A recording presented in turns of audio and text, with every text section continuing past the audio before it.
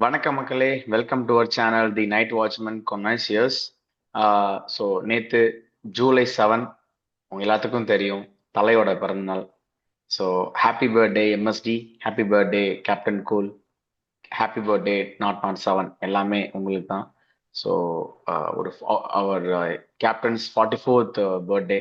So may all wishes come true. எல்லாமே already came true, but again இந்த இயரும் ஒரு பிளஸ்ட் இயராக அமையணும்னு எங்க டிஎன்சியோட ஹார்டி கங்க்ராச்சுலேஷன்ஸ். ஸோ செகண்ட் இன்னொரு பர்த்டே பாய் இருக்காரு. அது நம்மளோட சௌரவ் கங்குலி, நம்மளோட ஃபார்மர் கேப்டன்.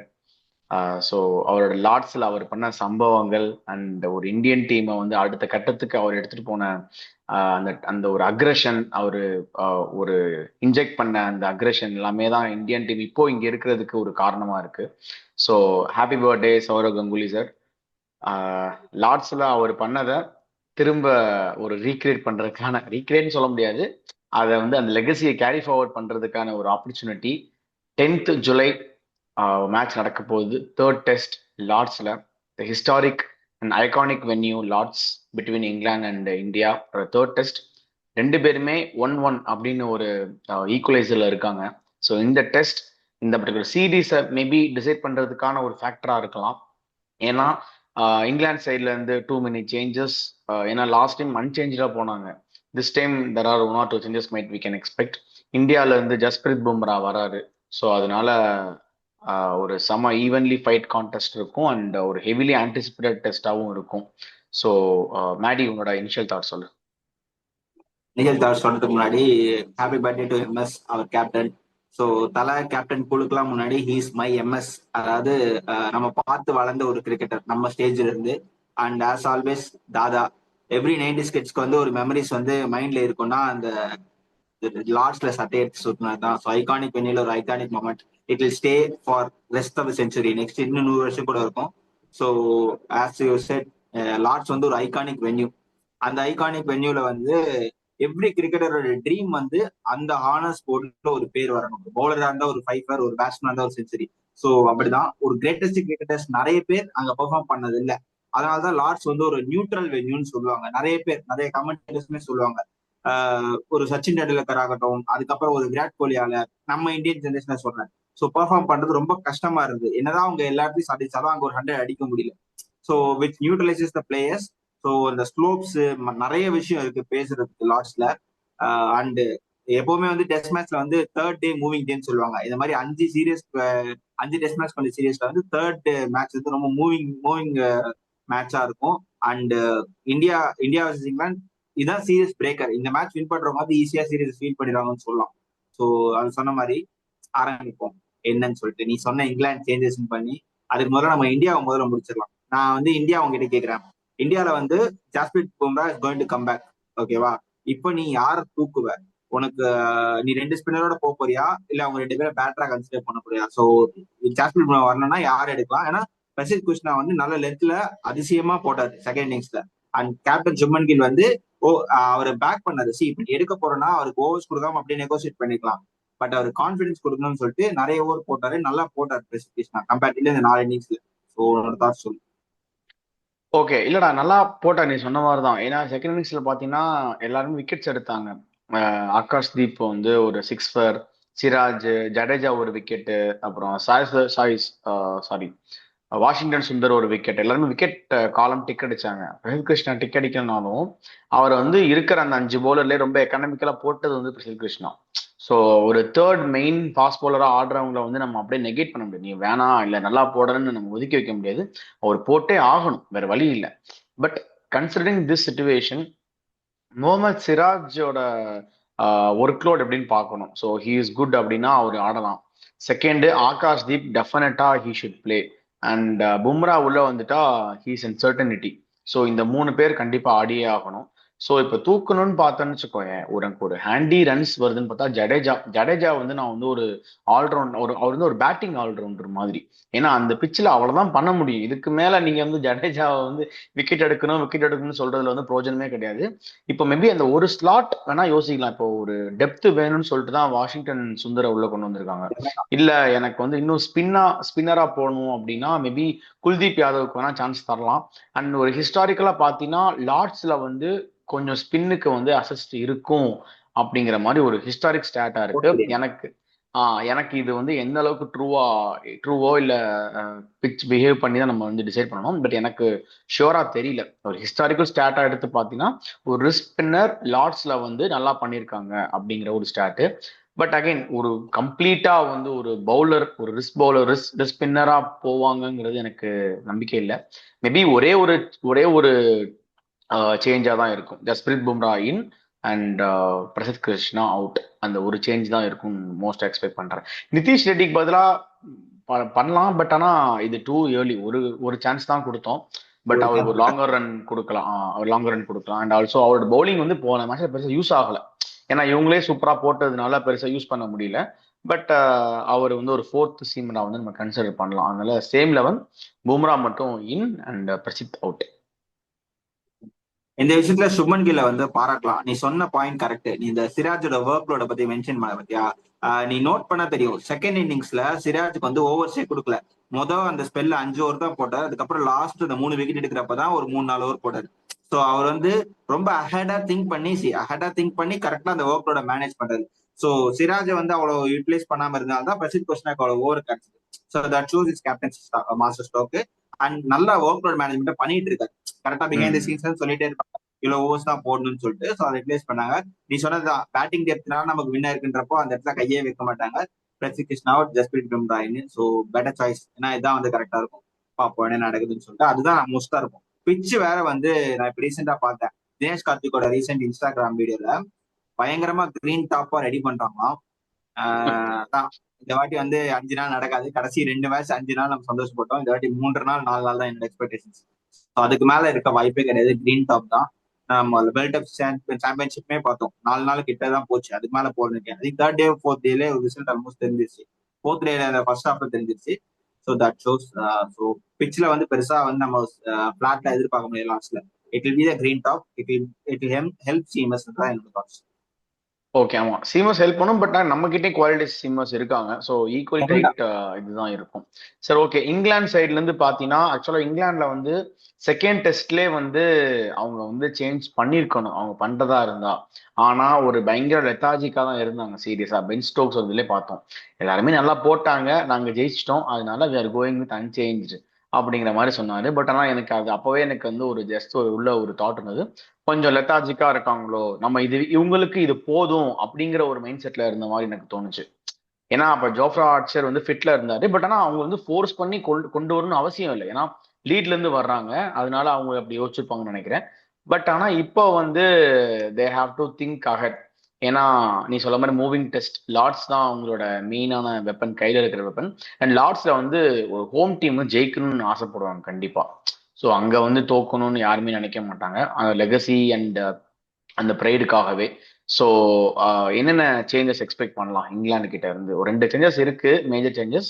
அதை அவங்க பண்ணுவாங்களா? சொல்றேன். நீ சொன்ன லார்ட்ஸ்ல வந்து ஹோம் டீம் வந்து வின் பண்ணணும்னு நினைப்பாங்கன்னு சொல்லிட்டு ஒரு ஸ்டாட் சொல்றேன். லார்ட்ஸ்ல இங்கிலாந்து இந்தியாவை ஜெயிச்சு 22 வருஷம் ஆச்சு.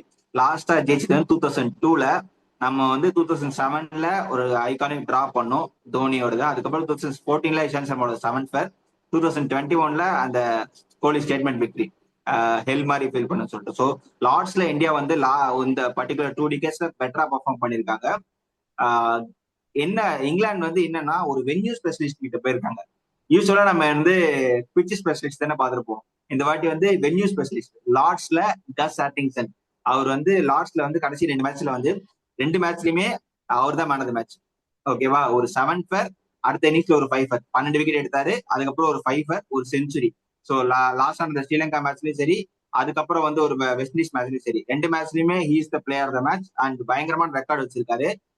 நம்பர் 8ல ஒரு செஞ்சுரி வச்சிருக்காரு. Not wrong. 118 அடிச்சாரு. ஸோ அந்த மாதிரி ஒரு ரெக்கார்ட் வச்சிருக்கப்போ ஸோ டெஃபினெட்லி அவங்க கசாட்டிங்ஸனை புல் பண்ணது பார்த்தா அவங்க கசாட்டிங்ஸ் தான் விளையாட போறாங்க.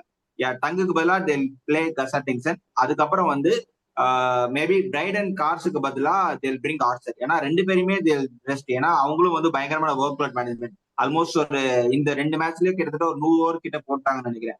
ஸோ அவங்க ரெண்டு பேரையும் வந்து ரெஸ்ட் பண்ணிட்டு இவங்க ரெண்டு பேரும் தான் புல்லின் பண்ண போறாங்க. மற்றபடி ரொம்ப இது ரெண்டு சேர்ந்து தான் அவங்க பண்ணுவாங்க. பட் நான் என்ன சொல்றேன்னா, பஷீருக்கு பதிலா ஜேக்கப் பெத்தலை வந்து கொண்டு வந்துட்டா இன்னும் பெட்டரா இருக்கும்னு தோணுச்சு. என்னன்னா பஷீருக்கு பஷீர் வந்து கொஞ்சம் ரொம்ப ரொம்ப ஆர்டினரியா போடுறாரு. ஸோ ஒரு மேட்ச் ஒரு பிரேக் கொடுத்துட்டு அவங்க இன்னும் நாங்க ஸ்ட்ரென்த்னா போறோம். இது நம்ம மாமா கோகுல் சொன்னோம். ஸோ அந்த அந்த பாயிண்ட் வந்து பயங்கரமா இருந்தது. ஏன்னா அவங்க வந்து பேட்டிங் கொஞ்சம் வீக்கரா இருக்காங்க. ஜேகே பெதல கொண்டு வந்துட்டா இன்னும் ஸ்ட்ராங்கர் ஆயிடும். அண்ட் ஜேகே பெதலால ஒன்று பார்ட் டைம் போட முடியும். பஷீருமே அதான் பண்ணிட்டு இருக்காரு. ஸோ ப்ராபப்ளி அது ஒன்று ட்ரை பண்ணுவாங்க. பண்ணா ரொம்ப பேட்டிங் ஃப்ரெண்ட்லி ஆயிடும். ஏன்னா உனக்கு சீம் ஃப்ரெண்ட்லி கண்டிஷன்ஸ் பண்ணா உனக்கு எக்ஸ்ட்ரா பேட்டர் இருந்தா ஒரு பொசிஷன் தான். ஏன்னா already have 4 bowlers who can see இந்த கண்டிஷன்றப்போ ஸோ பார்ப்போம் இதுதான் நடக்கும்னு தோணுது. மற்றபடி England will go 2 changes solidly. But ஏதாவது ஒரு ஹேடா யோசிக்கணும்னா பேட்டிங் ஸ்ட்ரென்த் மேல Jacob Bethell in place of Bashir. அது பண்ண மாட்டாங்க. மோஸ்டா ஒரு லோன் ஸ்பின்னரோட போவாங்க கண்டிப்பா. இந்த தாட்ஸ் பண்ண இருக்கு. மாட்டாங்க, கரெக்ட் தான். பட் பஷீர் வந்து ரொம்ப ஆர்டினரி பால் நீ சொன்ன மாதிரி. ஏன்னா அவர் வந்து ஒரு டேர்ன் ட்ரை பண்ணல, ஒரு ட்ரிஃப்ட் ட்ரை பண்ணல, ஒரு எதுவுமே ட்ரை பண்ணல. சும்மா ஒரு சஹல் மாதிரி லூப்பி டெலிவரிஸை தூக்கி தூக்கி போட்டு பண்ணிட்டு ரொம்ப டெம்ப் பண்ணிட்டே இருந்தாரு. அது ஒரே ஒரு சான்ஸ் மட்டும் தான் எடுத்துட்டு இருக்காரு. லாங் ஆன் லாங் ஆஃப்ல வச்சு இல்ல மிட் விக்கெட்ல வச்சு லூப்பியா போடுறேன் தூக்கி கொடுத்து அவுட் ஆகும் அதவே ட்ரை பண்ணிட்டே இருக்காரு. ஒரு பேட்ஸ்மேனை பீட் பண்றது இல்ல கொஞ்சம் ஒரு மெய்டன் போல் டைட் பண்றது, ஒரு எண்டை ஹோல்ட் பண்றது, இல்ல டக்குன்னு ஃபாஸ்டா ஓவரை போட்டு முடிக்கிறது நிறைய வேஸ் இருக்கு. எல்லாமே எல்லாமே டிஃபென்சிவ் ஸ்ட்ராட்டஜி தான்.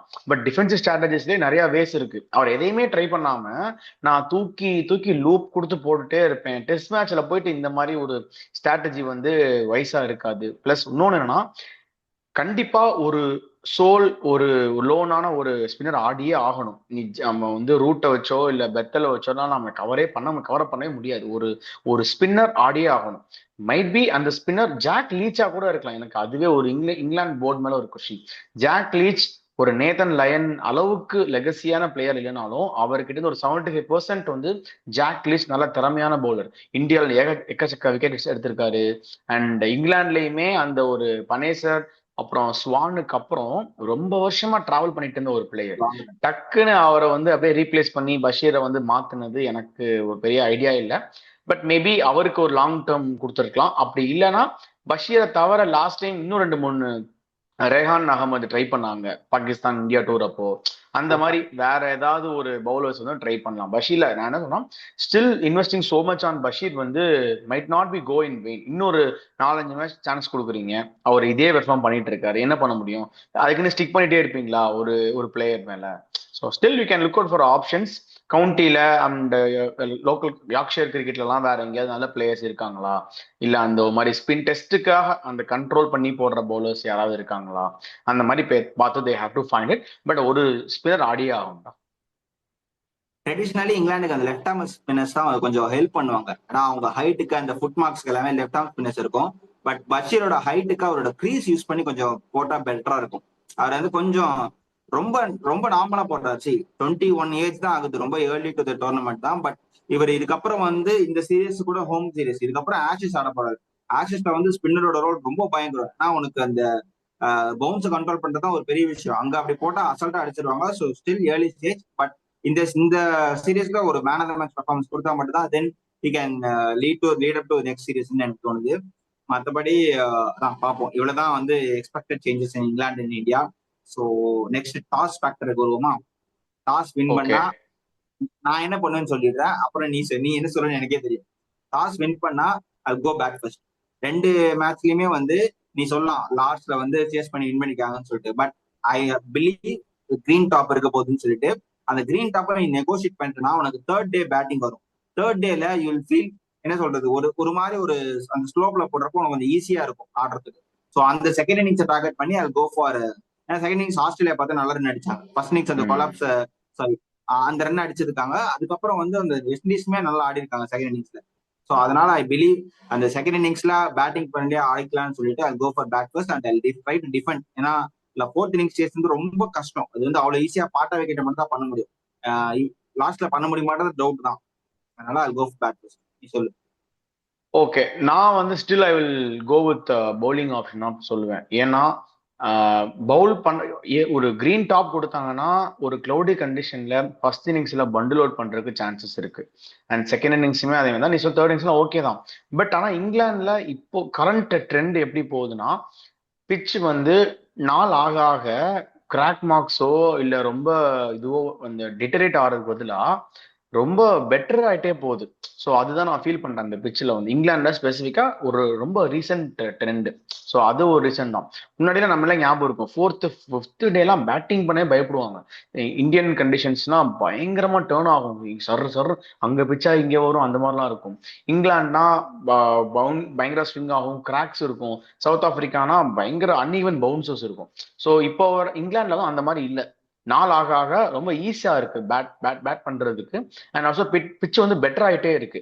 அந்த ஒரு ஒரு ஒரு பர்டிகுலர் சான்சஸ் இருக்கிறதுனால மட்டுமே நான் வந்து பவுலிங் சூஸ் பண்ணுவேன். அண்ட் பவுலிங் சூஸ் பண்ணாலுமே நம்ம டேரக்டா வின்னு சொல்லிட முடியாது.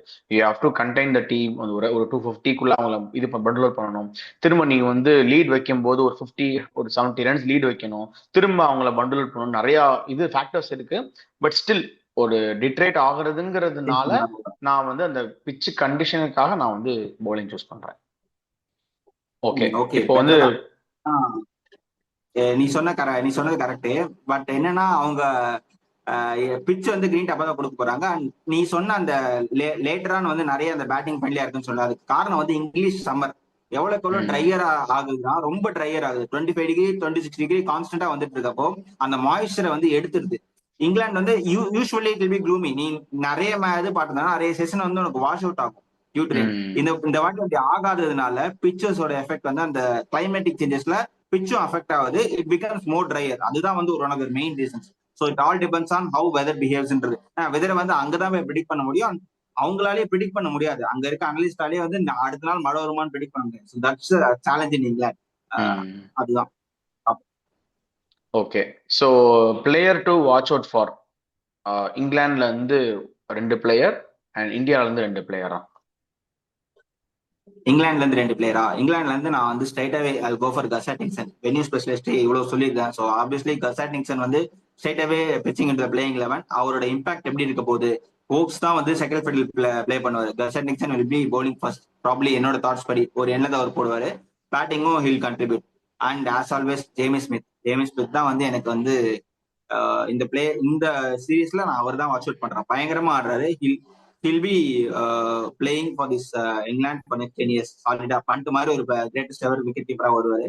அண்ட் இந்தியாவில பார்த்தா எனக்கு சிராஜ் அந்த வாபிள் ஸ்விமிங்க நிறைய ஒர்க் ஆகும். சிராஜ் ரீசெண்டா அதை ஒர்க் பண்ணிருக்காரு. அந்த வாபிள் ஸ்விம்ல விக்கெட் எடுக்க முடியும். அந்த பிளஃப் பண்ணி நிறைய விக்கெட் எடுக்க Siraj specialist. So go for Siraj. And பேட்டிங்ல வந்து எனக்கு கேஎல் ராகுல். அந்த போன வாட்டி அடிச்ச அந்த செஞ்சுரி எனக்கு இன்னும் கண்குள்ளே நிக்குது. லாஸ்ட்ல கேஎல் ராகுல் அடிச்ச செஞ்சுரி. ஸோ ஐடியல் பிளேயர் அந்த பேக் ஃபுட்ல பஞ்ச் பண்ணி ஆடுறதுன்னு சொல்லிட்டு கிரீன் டாப் கொடுக்குறப்ப கேஎல் ராகுல் will be the ideal for.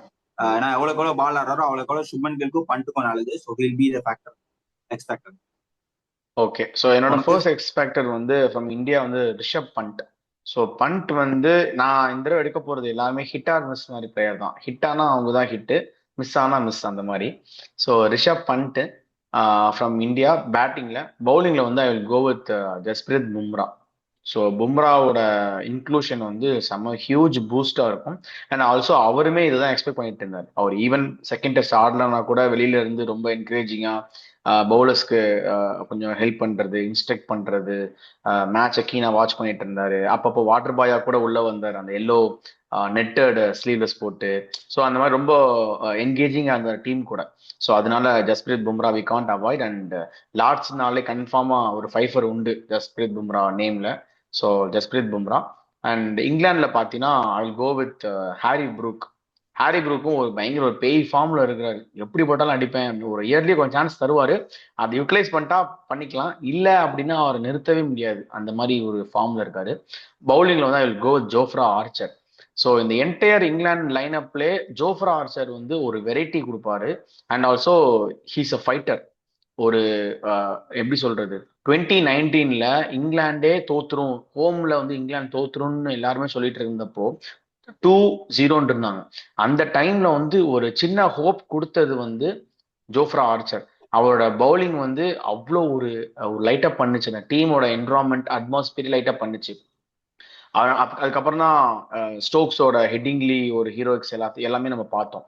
But அந்த இண்டிவிஜுவல் பெர்ஃபார்மன்ஸா ஆர்ச்சர் கிரியேட் பண்ண அந்த ஒரு டிமான்ஸ் வந்து பேட்ஸ்மேன் ஃபேஸ் பண்ணவே பயப்படுவாங்க. ஸோ அந்த மாதிரி ஒரு பவுன்சர், குயிக்காக பவுன்சர் போட முடியும். அவர் வந்து ஹெல்மெட்லேயே அடிப்பார் போட்டு பாலை. ஸோ அந்த மாதிரி ஒரு பவுலர் வந்து இங்கிலாந்துல இப்போ கிடையாது. வுட்டு போட்டுட்டு இருந்தாங்க, அந்த மாதிரி வுட்டும் இல்லை இப்போ. வுட்டை விட இவர் ரொம்ப கண்ட்ரோலாக போடுவார். அண்ட் வோக்ஸ், கார்ஸ் எல்லாருமே ஒரு மாதிரி அந்த ஒரு கொஞ்சம் ஸ்லோயிஷா 135 போட்டுட்டு இருப்பாங்க. இவர் வந்து கும்முன்னு 140 150 ஏற்றும் போது மைட் பி கொஞ்சம் ஒரு வெரைட்டினால ட்ரபிள் ஆகிறதுக்கு சான்சஸ் இருக்கு. அதனால ஜோஃப்ரா ஆர்ச்சர்.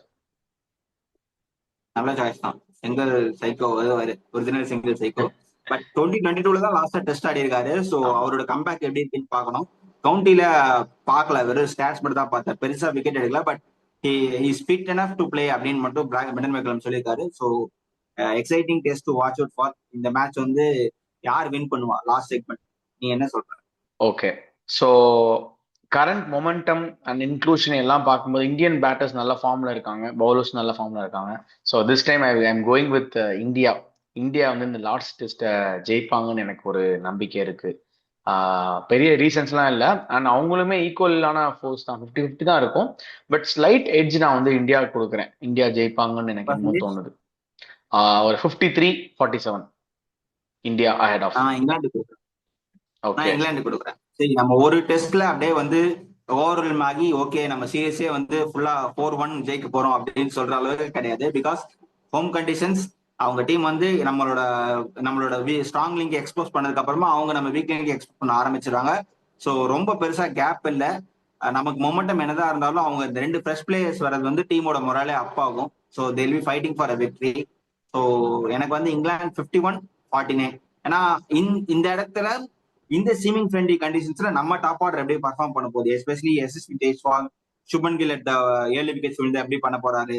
அதுக்கப்புறம் பண்ட் ஆல்ரெடி ப்ரூவ் பண்ணிருக்காரு. பட் எட் இந்த நம்பர் 5 பொசிஷன் எப்படி ஆட போறான்றத வந்து நம்ம பார்க்கணும். ஏன்னா பண்ட்டுக்கு அப்புறம் நமக்கு சாலிடான பேட்டர் கிடையாது, எல்லாமே இன்எக்ஸ்பீரியன்ஸ்ன்றப்போ. ஸோ இந்த seam friendly conditions ball move ஆக போகுதுன்றப்போ எப்படி பண்ண போறாங்கன்னு பார்க்கணும். ஸோ அது டவுட்ஃபுல் தான். ஸோ அதனால bring H to England because of இந்த 2 ஃப்ரெஷ் லெக்ஸ் வர்றதுனால. ஸோ டீமோட முரல் அப் ஆகும். So I'm going for England 51-49 for India. Super. Okay, let see எப்படி போகுதுன்னு.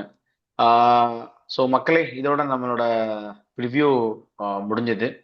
ஸோ நாளைக்கு மேட்ச் பயங்கர எக்ஸைட்டிங்காக இருக்கும். தேர்ட் டெஸ்ட் மேடி சொன்ன மாதிரி மூவிங் டெஸ்ட் லார்ட்ஸில் பயங்கர ஐகானிக்காக இருக்கும். அந்த க்ளௌடி ஓவர் காஸ்ட்டை பார்க்கறதுக்கே இட்ஸ் எ ட்ரீட் டு வாட்ச்ங்கிற மாதிரி தான். So let's enjoy. And day wise review நம்ம கிட்ட இருந்து வரும் இந்த பர்டிகுலர் டெஸ்ட் மேட்ச்சுக்கு. So, and on end of the 5th day, we can have a detailed review, match review. So until and then, we are signing off from Maddie and VJ. Thank you and bye-bye.